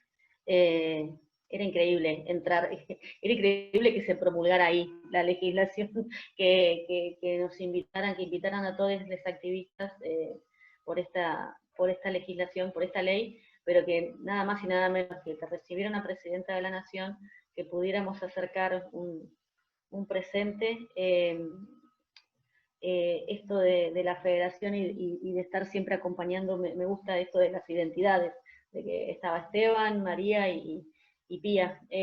La verdad que fue un honor y que fue maravilloso ese día. Era el grito de igualdad en toda la Casa Rosada. Y que por primera vez este Estado reconociendo la igualdad que nos había llegado tarde, pero que nos llegó. No sé si lo puedo pasar así, a ver, como dice María. Un solo clic. Le pego por todos lados. Bueno, probá de otra manera. ¿Querés que yo retome el pasarlo? Dale, así se pone más, pero igual Porque deja el tenés video uno. Dale. Y después retomo yo. Dale. Este está ahí pensando y abriendo el video de la promulgación. Mientras, ¿puedo pasar una pregunta que hicieron en... Dale. ¿No? Perdón. Bueno. ¿La paso? Bueno. Una de las personas pregunta, yo tengo una duda que me resuena hace mucho tiempo, quiere tratarlo con el mayor respeto posible, perdón si suena muy ignorante, estoy leyendo lo textual como lo puso. ¿Qué piensan de la comunidad que no es parte de la comunidad LGBT? Bueno, en realidad todos somos parte de toda la comunidad. Que milite por estas cuestiones, o mejor deben ser acompañantes desde afuera. Chan. Mira, yo personalmente creo que es bienvenida todo militante por la diversidad, es bienvenido. De hecho, nosotros tenemos militantes que se definen como heterosexuales dentro de la Federación Argentina LGBT, sin ningún problema. Compañeros que hace muchos años nos acompañan y son protagonistas en lo que hace cada uno, y la verdad que no tenemos problemas. Yo creo que algunos espacios de lucha requieren de la participación exclusiva del grupo vulnerado. Por ejemplo, el Encuentro Nacional de Mujeres, o si hiciéramos un encuentro LGBT, por ejemplo, ¿no? Quizás algunos espacios requieren de que la participación sea exclusiva del grupo vulnerado, pero la militancia no, la militancia es más amplia, la militancia es alrededor de consignas políticas, de objetivos políticos, y ahí todos y todas somos bienvenidos. Y lo pienso en relación a todas las luchas. Creo que las luchas por los derechos de las mujeres requieren de la participación de la mayor parte de la sociedad, y eso involucra también a los varones. No creo que acompañar a un costado sea lo mejor. Lo que no quita que quizás en algún acto, alguna movilización en particular, el objetivo sea mostrar la fuerza del grupo vulnerado específicamente, ¿no? Pero esto tiene que ver con los objetivos políticos de una movilización, de un espacio, de una organización, de un encuentro, no con la lucha en general. En la lucha y en la militancia todo es bienvenides. Después, por ejemplo, la Marcha del Orgullo siempre convocó a todas las personas a marchar. A todas las personas a marchar. Así que esto depende de cada convocatoria, cada movilización y principalmente de los objetivos que se planteen en esas instancias. El Encuentro Nacional de Mujeres se plantea como objetivo un espacio donde solamente se encuentre el grupo vulnerado por la opresión del machismo, ¿no? Donde no esté el grupo privilegiado, el grupo hegemónico, porque eso genera relaciones de poder hacia adentro de los espacios de encuentro. Entonces tiene que ver con eso también, ¿no? Y producto de esos motivos políticos, no personales, sino políticos, que también lo personal es político en muchas instancias, por lo tanto también lo involucra, producto de eso es que algunos espacios son exclusivos, pero no la militancia en general. Todas las transformaciones sociales nos interpelan y nos requieren a todos para transformar la realidad. A ver el video, si lo podemos ver, es muy cortito nada más, es el momento de la promulgación de la Ley de Matrimonio Igualitario.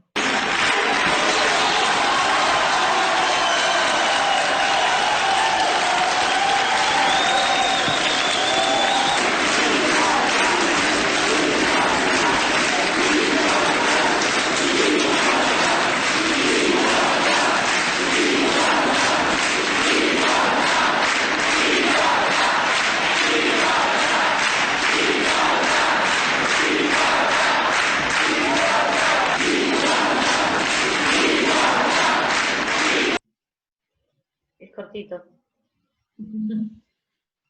Un gran momento. Recuerdo que fuimos a ver a Parrilli para ver en qué lugar iba a ser el evento, y nos iba mostrando los salones, y nosotros le decíamos, no, este es muy chico, no, acá no entramos, no, tiene que ser más grande, viene gente de todas las provincias del país, de las organizaciones de la federación de todos lados, tiene que ser más grande, tiene que ser más grande, y bueno, finalmente lo terminamos haciendo en el patio, en el lugar más grande que tiene la Casa Rosada, y aún así quedó mucha gente afuera, lamentablemente, ¿no? De un momento tan importante, pero bueno, era el máximo de capacidad que logramos dentro de la Casa Rosada. Bueno, ¿sigo yo entonces? Sí. Muy bien. Hacemos el quiebre con matrimonio igualitario. Muy bien, estamos acá. Bueno, siguiente ley que se aprobó, la Ley de Identidad de Género. La Ley de Identidad de Género ya había sido aprobada en muchos países del mundo, a diferencia de matrimonio igualitario, que fuimos el 10º país. En el caso de la Ley de Identidad de Género, muchos países tenían aprobada una Ley de Identidad de Género, pero eran tremendas. Eran leyes que patologizaban a la población trans, que requerían de la operación para cambiar los datos registrales, o que requerían del cambio de los datos registrales para poder acceder a la operación, que requerían una operación para esterilizarse, para poder acceder a los cambios registrales. Eran realmente leyes muy que vulneraban otros muchos derechos humanos, ¿no? La primera fue aprobada en Suecia en 1972, y la última, antes de presentar el proyecto en Argentina, fue la de España. Pero aún la de España, que fue una de las más avanzadas del mundo en ese momento, requería un diagnóstico médico, esto quiere decir que patologizaba a las personas trans para poder acceder a los cambios registrales o a las cirugías y tratamientos de reasignación de sexo. Se requería que un médico dijera que la persona estaba enferma, que se requiere todavía, en realidad. Todavía se requiere. Sí, todavía se pide. Está enferma, que tiene una enfermedad que se llama disforia de género. Ahora en el manual, en la última manual de enfermedades mentales aparece como incongruencia de género, pero sigue patologizado. Y además, estos cambios registrales y el acceso a los tratamientos hormonales, cirugía, estaban prohibidos para menores de edad y para extranjeros. Acá tenemos un video para compartir de la primera campaña que hicimos por la Ley de Identidad de Género antes de que se apruebe en la Cámara de Diputados, o sea, antes de la primera media sanción de diputados. Van a ver que en este video un compañero trans va a hablar de estar en el cuerpo equivocado, que era un discurso que no acompañábamos como federación, pero que en ese momento estaba muy presente en el discurso de incluso muchos militantes trans. Por lo tanto, desde la federación decidimos, se había hecho el video y había recogido la opinión de varias militantes en ese momento, decidimos respetar ese discurso y trabajar en modificar esta idea del cuerpo equivocado por una idea de la identidad en donde no hay cuerpos equivocados, lo equivocado es la lectura que hace la sociedad de esos cuerpos. Acá les mostramos este primer video. Soy Alejandro. Soy Celeste. Soy Nahuel. Soy Kirsty. Soy Alexei. Soy Matías. Estoy a favor de la ley de identidad de género. Hola, soy Martín. Soy Ana. Soy Juan Pablo. Soy Javier. No hay nada más lindo que ser lo que uno quiere ser. Quiero mi DNI. Quiero tenerlo acá. Como nacer en un envase equivocado. Cuando abren el documento y ven que hay un nombre que no refleja lo que realmente uno verdaderamente es. Te cuesta relacionarte en el trabajo, no puedo hacer voluntariado porque me piden DNI. Ir a votar.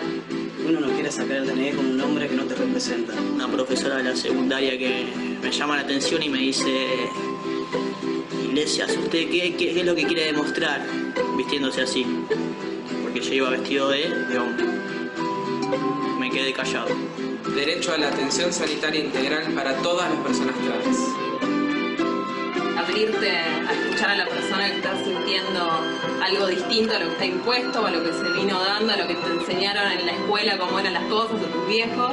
Las costumbres, cuesta mucho romperlas. Que esa persona, digamos, que no se anima a escuchar esa diferencia, el día que tenga una diferencia, se le va a complicar la vida. No se le permitió aprender a abrirse a esta clase de temas, entonces yo me pongo en el lugar de ellos y bueno, con paciencia y de a poco ir llegando a la gente. Tenemos que vivir y tenemos que desarrollarnos como todo el mundo. Es lo que pone el mundo especial y interesante, con las diferencias. Porque nosotros también somos ustedes.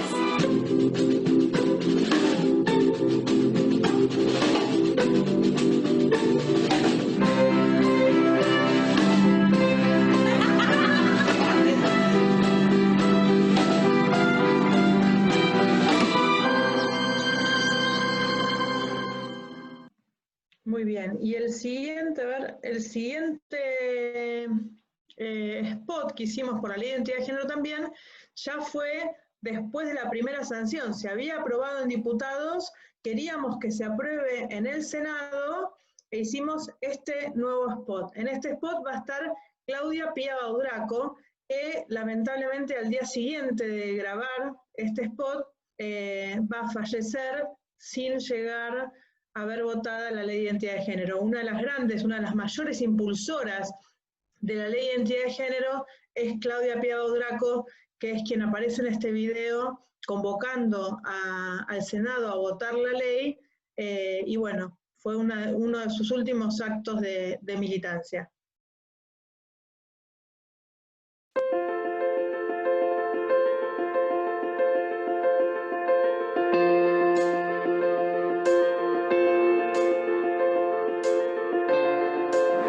Soy Diego, tengo 18 años.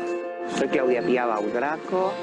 Mi nombre es Gianfranco Rosales, tengo 25 años. Soy Julieta Kalim Adrián, soy un hombre trans. Soy Flavia Macencio, soy abogada. No tenés acceso a nada si no tenés tu verdadera identidad. Cuando te llaman por los datos registrales, que no me siento como dice mi DNI. No soy quien dice mi DNI. Porque no vas al hospital, no conseguís un laburo, no te integrás en la sociedad, no tenés educación. Lo único que recibíamos era exclusión. Es para todos, es para la sociedad completa el derecho a la identidad. Es una continuación de la persona jurídica. Un poco hay miedo a que dicen, va a sacar un crédito y no lo va a pagar, ¿viste? Ahora con la identidad vieja. No, porque el DNI sigue siendo el mismo, tus huellas digitales siguen siendo la misma. Hoy te está estafando, si se quiere, el Estado al decirte que esta persona, que vos la ves y que para vos es María, cuando sacas su DNI te dice que Juan. Vos llamás por teléfono, te dicen traer su currículum, bárbaro, vos lo llevás. Me dice, no, bueno, pero este no es tu currículum. Y yo le digo que sí, que era el mío, entonces se va adentro con mi currículum, no sé con quién habla, y vuelve y me dice, no, el puesto ya está ocupado. O sea, la discriminación es literal. Y esto da lugar a que continuamente haya una humillación. Si no hay derechos humanos, no hay democracia. Ya tiene media sanción. Si logramos tener la media sanción de senadores, vamos a tener la mejor ley de identidad de género del mundo. Para poder vivir como en el resto de la sociedad, incluidos. Derecho a ser. Yo estoy a favor, estoy a favor, yo estoy a favor. Estoy a favor. Estoy a favor. Estoy a favor. Estoy a favor, estoy a favor de la ley. La ley de identidad de género. La ley de identidad de género. Por la ley de identidad de género, ya.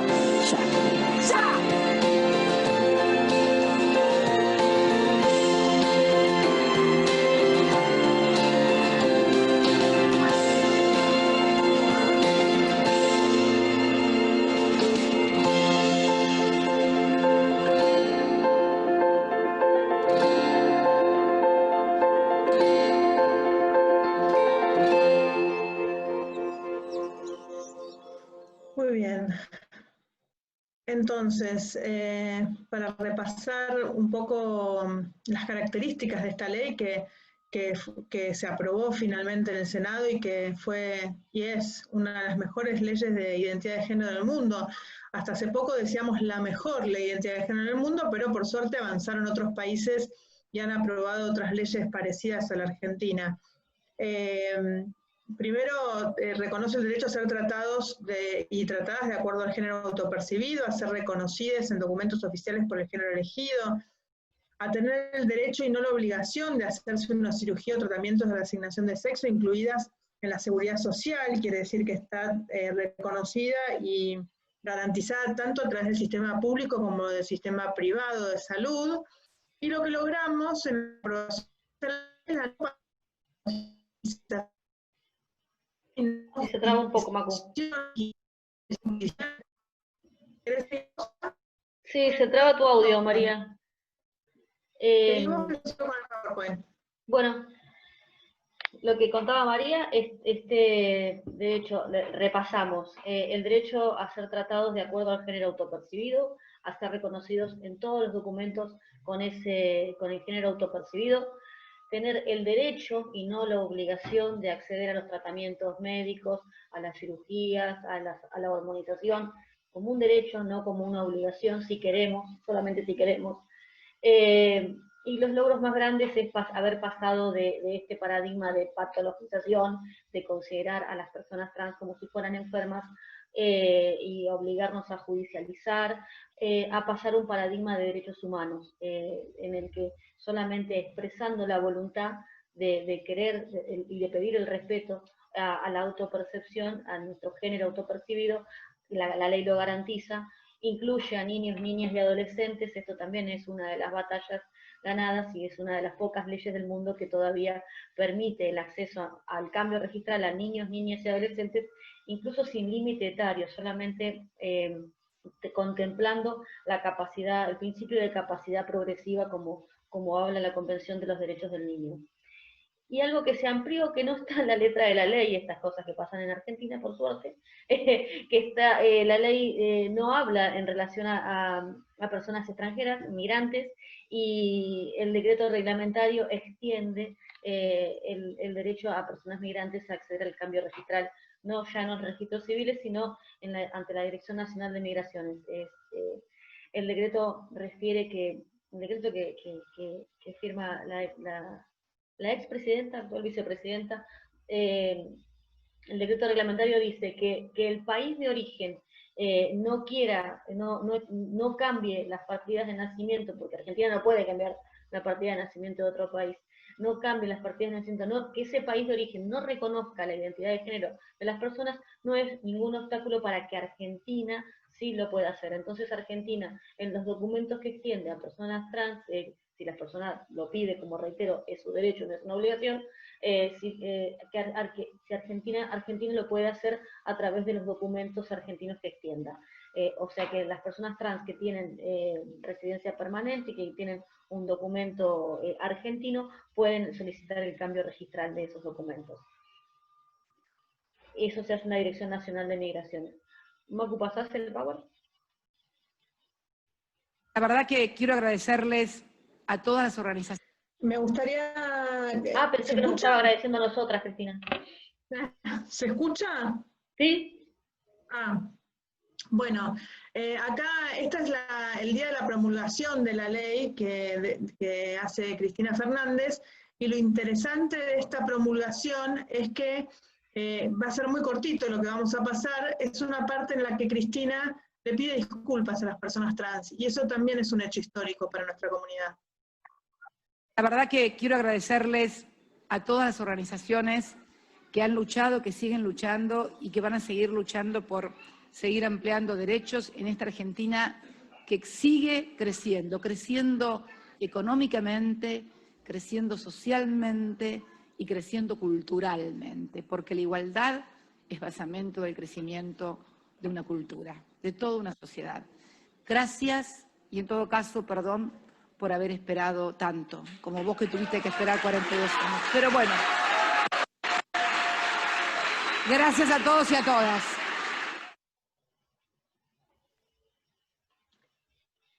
Bueno, otros logros importantes. Fla, ¿seguís vos por las dudas que La se ley de cortan? salud mental es de 2007. Es Fla, te molesto un segundito. Llegó una pregunta para vos. La pasé por Zoom. Te la leo si querés. Sí. Dice, ¿qué pasa cuando tenés el cambio de DNI realizado y aún no te regularizan los datos registrales? Antes de irnos de la ley de identidad de género, creo es pertinente. ¿Y ya hizo el cambio? ¿Cómo hizo? A ver, para que lo lea. Si ya ¿Qué tenés pasa cuando hecho tenés el DNI y aún no te regularizan tus datos registrales? Sí, eso llegó. Como que no está clara la pregunta. Bueno, quien la hizo, que la vuelva a mandar. Que es una persona que ya hizo el cambio registral, la ley de identidad de género, por eso pedimos una ley integral trans. La ley de identidad de género permite que hagas el cambio registral solamente en tu DNI. El resto de los lugares públicos que tienen registros tuyos, el único oficio que sale desde que vos haces el cambio registral en el RENAPER, es salir un oficio a la Cámara Electoral para que se actualice el padrón. Pero si vos tenés registros en otros lugares públicos, eso tenés que hacerlo, eso no se hace automáticamente, no se actualizan automáticamente esos datos. Cada persona tiene que hacerlo. Por eso hay un apartado que capaz que llega más adelante cuando hablamos de lo pendiente. La ley integral trans que presentamos desde el 2012 tiene un apartado específico que habla justamente de esto, de proponer una política pública que actualice todos los registros en todos los organismos públicos de personas trans, cuando hayan hecho los cambios registrales, porque si no es como que prácticamente tenés una doble vida civil en tus documentos. Abrís la billetera y tenés el DNI que hiciste el cambio registral, pero tenés el registro de conducir con otra identidad, el título del secundario, el carnet de la obra social, el carnet del club, todos los documentos de otra manera. Por eso tal vez se refiere a eso. Y si no, sin duda está me puede escribir y puedo evacuar, o escribe a la Defensoría y podemos evacuar todas las dudas y el asesoramiento al respecto. Otros logros, volviendo al Power, a la clase, otros logros importantes que tuvimos en materia de diversidad, uno tiene que ver con la ley de salud mental, lograr que la ley de salud mental específicamente prohíba los diagnósticos médicos psicológicos basados en orientación sexual o identidad de género, es un enorme logro para la comunidad LGBT. Hoy no puede venir una clínica argentina y establecer y ofrecer esas terapias de reconversión que todavía existen lamentablemente en otros países del mundo. Se paga plata porque piensan que estos tratamientos que ofrecen la cura y la reconversión de nuestra sexualidad. Argentina lo prohíbe específicamente, están prohibidos específicamente por la ley de salud mental. La ley de servicios de comunicación audiovisual, mal conocida como la ley de medios, esta ley tiene capítulos enteros que habla de no discriminación, de igualdad, y nos sirve muchísimo. Ustedes saben que a veces los medios generan construcción de sentidos y generan también estereotipos, y eso se puede denunciar. Esta ley estableció la creación de la Defensoría del Público, que es un organismo al que hoy podemos acercar denuncias de una manera muy fácil, muy cómoda, y realiza intervenciones para que esos contenidos no sean discriminatorios y no promuevan esta creación de estereotipos. La ley de obras sociales y prepaga fue una de las leyes que también establece un acceso igualitario a muchísimos derechos. La ley de reproducción médicamente asistida también es una ley que garantiza que toda persona mayor de 18 años puede acceder a las técnicas de reproducción humana asistida sin necesidad de ningún diagnóstico de infertilidad, como en muchos lugares, como en otros países del mundo se ha conseguido, y eso implica que nosotras, por ejemplo, como lesbianas, podamos acceder a esas técnicas, o los hombres también, los hombres gays. La verdad que ha producido dentro de nuestras familias infinidad de crecimiento estas legislaciones, porque antes eran extremadamente caras, y hoy la ley establece que la Ley de Reproducción Médicamente Asistida establece que estas prestaciones estén cubiertas por el plan médico obligatorio. Es decir, que la obra social, la prepaga o el hospital público, en sus prestaciones básicas, sí o sí, tiene que brindar esta cobertura. La ley de femicidios, la reforma al Código Penal, se conoce como el inciso 4 del artículo 80, pero tiene que ver con ese inciso que establece agravantes cuando los crímenes son cometidos por odio hacia entre otras cosas, entre otros motivos, hay unos que son orientación sexual, identidad de género o su expresión. Específicamente están esos pretextos y esos motivos en el Código Penal hoy gracias a esta reforma, y eso es lo que hoy conocemos, la condena y los agravantes por los crímenes de odio. Esto no lo teníamos antes. El nuevo Código Civil y Comercial de la Nación estableció y ayornó, muchos hablan de que este código se humanizó, el Código Civil viejo regulaba más el patrimonio que a las personas, y este Código Civil tiene un enfoque absolutamente hacia las personas, ha logrado un lenguaje más inclusivo, pero también se ha ayornado en relación a toda la diversidad, cuando habla de personas gestantes, por ejemplo, habla de cónyuges, y la verdad que termina siendo, en algunos lugares, muy inclusivo.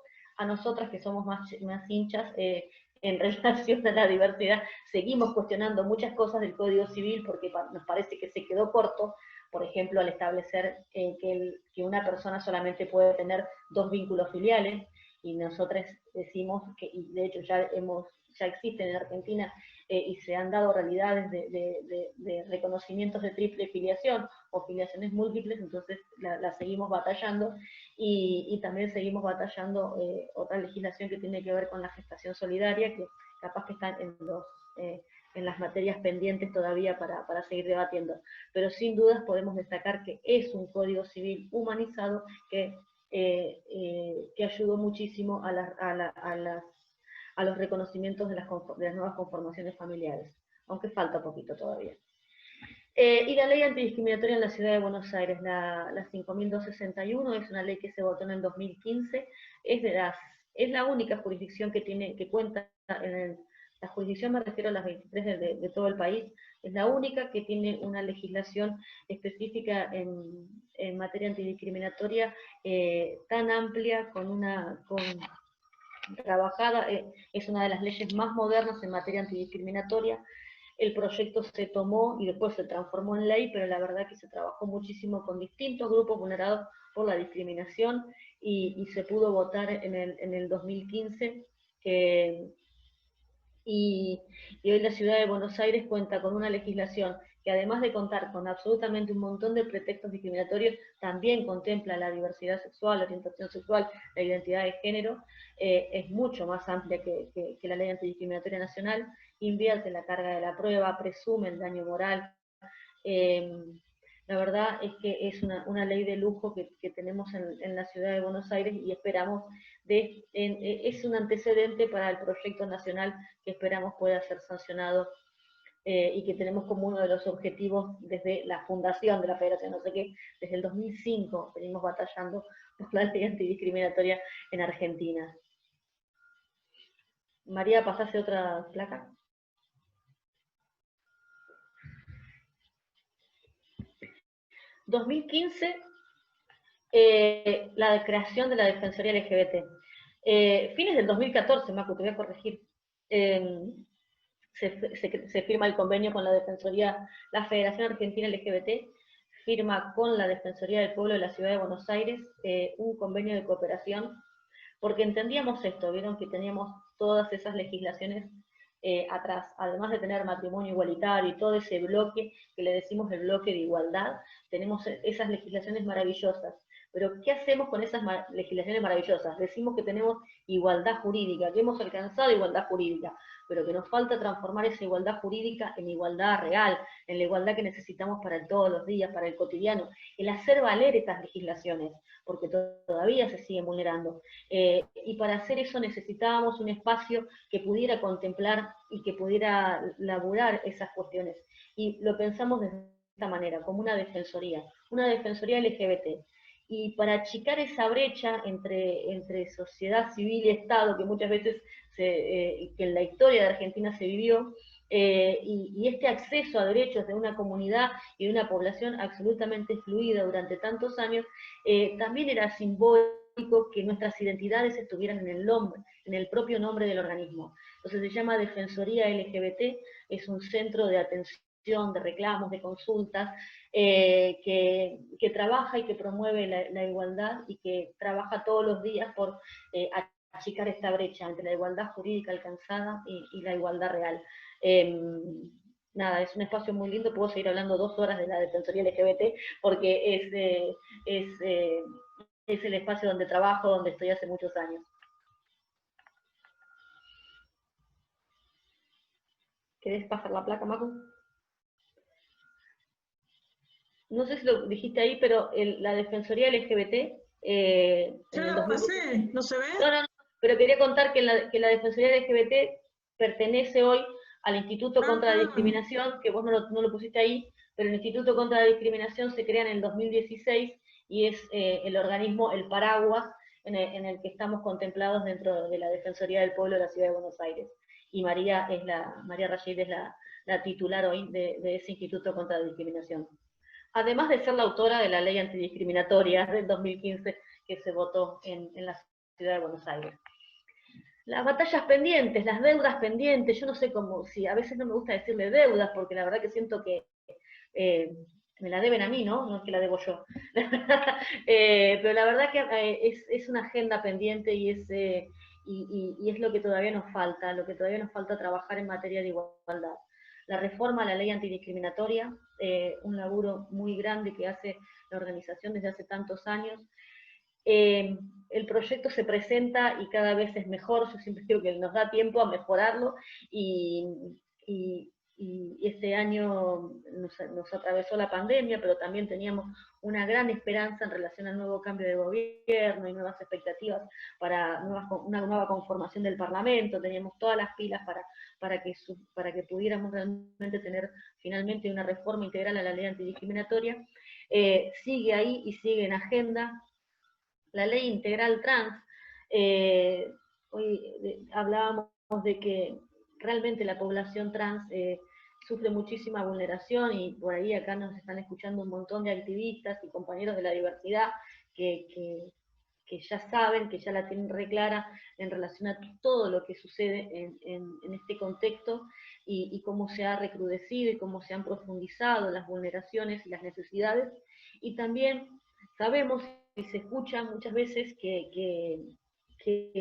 existen en el Parlamento algunos proyectos de cupo laboral trans, pero también existen proyectos de ley integral trans, más amplios, más inclusivos, que contemplan el cupo laboral trans, pero que también alcancen integralmente a la población, porque con el cupo solo no nos va a alcanzar, y es una oportunidad histórica para trabajar una política integral hacia la población trans, porque si como activistas y como defensores de derechos humanos, sin duda queremos revertir esa expectativa tan baja, ese número tan bajo de expectativa de vida de la población trans en América Latina y el Caribe, tenemos que pensar políticas integrales, desde la niñez, desde las adolescencias, desde la adultez, pensar en subsidios para personas trans adultas mayores, que llegan después de los 40 con su salud absolutamente deteriorada, y pensar integralmente una política pública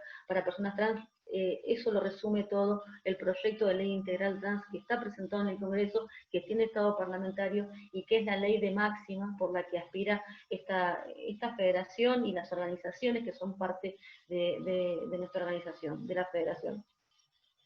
La aplicación efectiva de la ESI, pensando en actualizar también los contenidos no binarios. Ustedes saben que la ley de la ESI es una maravilla, es una de las legislaciones que más nos importa y nos compromete a laburar desde la educación las sexualidades y las diferentes, y trabajar desde la educación es una de las mejores herramientas para combatir la discriminación, pero también necesitamos que hoy estos contenidos se actualicen, y se actualicen con contenidos no binarios.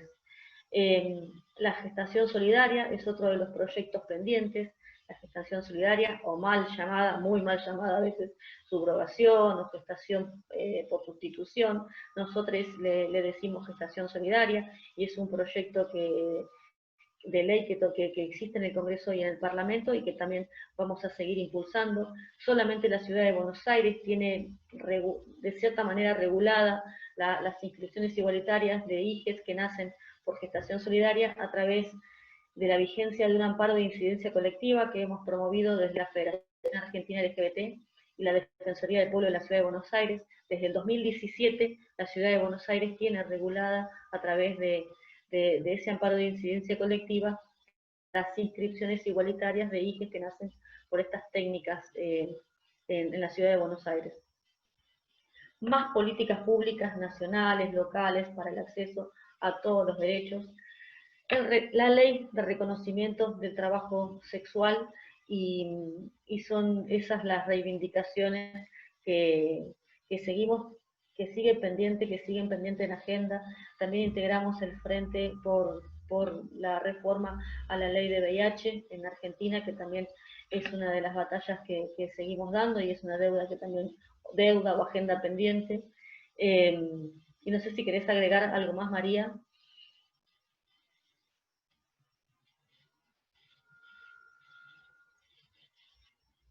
Yo hice un resumen, no sé cómo estamos de tiempo. Estaba hablando muteada. La reforma, muy bien. A la 23. No, que decía que está la ley de regulación del cannabis, de autocultivo, de despenalización del uso de drogas. Tenemos varias leyes pendientes que son parte de los objetivos de la Federación también. Sí, sí. Y continuará. No, contaba que hemos promovido amparos también. Uno de los primeros fallos hace muchos años por el uso medicinal de cannabis también lo hemos promovido desde estos equipos jurídicos. Así es. Y la historia continuará. Falta mucho por hacer y bueno, seguiremos registrándola para compartirlas en instancias como estas. De ya nuevamente agradecemos esta oportunidad para compartir este pedacito y esta mirada de nuestra historia. Muchas gracias. Gracias, Fer. Bueno, muchas gracias a las dos por haber compartido esta clase magistral, que la verdad que estamos recibiendo mensajes muy lindos sobre los contenidos de la clase, y la otra mitad de quienes están haciendo el curso la van a ver el día sábado. Pero bueno, los comentarios son más que lindos. Uno de los comentarios que dejé para el final, que no es una pregunta, pero que sí viene bien hacer mención, es una de las chicas dijo que hagamos mención de cuando estaban hablando de los crímenes, María al principio estaba hablando de los crímenes de odio que ocurrían en las comisarías de Palermo y demás, de mencionar al crimen de Melody Barrera, que es era una trabajadora sexual que en un crimen de odio terrible la mataron de 8 balazos hace una semana. Creo que ni... sí, en Mendoza. Así que esas cuestiones de los crímenes de odio y demás que parecen una cuestión de historia y de tiempo pasado, siguen ocurriendo el día de hoy, y está bueno que se sepa, y que por eso, bueno, ir por más conquistas en materia de derechos igualitarios. Así que bueno, para ir cerrando la clase, el Forums del Presentismo ya está abierto. Vamos a hacer mención de las consignas. La primera consigna era Carlos por Carlos Jauregui, la segunda es Claudia por Claudia Pigabaudraco, y la tercera es por una compañera que recientemente partió y era una compañera de oro, que es Patricia por Patricia Rasmussen de Mar del Plata, de ATA. Así que bueno, a todos, a todas, a todos quienes estuvieron en la clase, muchísimas gracias. Con quienes quieran ver la repetición, la pueden ver el sábado a las 15 por el canal de YouTube, el sábado a las 19 en Consumo Responsabilidad nos van a ver visibilizando las políticas públicas que lleva la Federación IATA en la provincia de Neuquén. Y bueno, les mando un saludo enorme y nos estamos viendo el martes próximo con la clase 7 ya al filo del cierre del ciclo. Muchas gracias a todos, a todas, a todas, y muchas gracias María y Flavia por haber sido parte de esto. Gracias a ustedes. Hasta luego, gracias. Abrazos. Bueno, fue una charla sumamente enriquecedora. Espero que les haya gustado. Ya estamos llegando al final del ciclo. La próxima clase es la clase 7 y la 8 es mitad clase y apertura del examen. Así que espero que sigamos en conexión, que sigan difundiendo lo que estamos haciendo desde la Secretaría con tanto esfuerzo y con tanto amor. Y nos vemos en una semana o el martes. Y recuerden que hoy a las 19 horas hay programa de Consumo Responsabilidad desde la página de la Federación Argentina LGBT. Nos vemos.